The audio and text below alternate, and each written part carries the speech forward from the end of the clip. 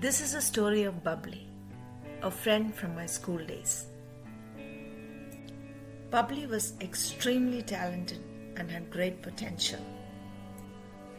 Bubbly's parents had very high hopes for her and sent her to the best school, thinking that they had given her everything she needed to do well in life. Although they had the desire and assumed that they had done everything they could, that wasn't good enough. It is not enough just to have a goal. This is what most folks often fail to realize. A goal has to be accompanied by a plan that makes the goal achievable. And there should be proper checkpoints or checks and balances in place to ensure things are tracking well. Also, it's important to make sure that the plan is not so rigid that it cannot accommodate minor changes whenever and wherever necessary. My friend Bubbly did pretty well in school in the beginning.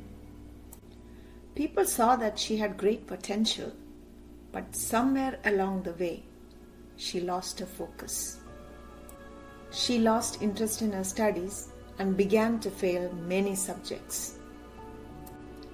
I knew nothing more of her story until years later. One day, we ran into each other at a restaurant and we began to catch up on our lives. Before long, we were in deep conversation and she told me her parents were very disappointed in her and how she had failed to meet the expectations and the high hopes that her family and friends had for her. Our conversation ended with her telling me that she wanted to get her life back on track. It was a happy surprise when we met again at the business school. I was really happy to see the change that had come upon her. Eventually, we both finished our MBAs and went our separate ways. For many years, I had no news from her while I was preoccupied with my own busy life. We met again at a friend's party, and as we were catching up, she told me about her marriage, her short successful career, and an unfortunate series of both professional and personal failures. She mentioned how her life was once again in a mess.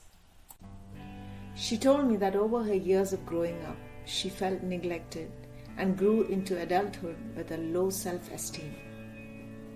The sad part of her life was that she did not know what it was like to have a loving, trusting relationship with anyone. The circumstances in which she grew up, plus her poor choices, led to a series of terrible consequences. She told me how after overcoming her initial trauma, things had gotten better for her. Her parents had become more engaged in her life and their love, support and guidance had helped her to make some good choices, and therefore she was able to get her life back on track. But soon after marriage, she lost it again.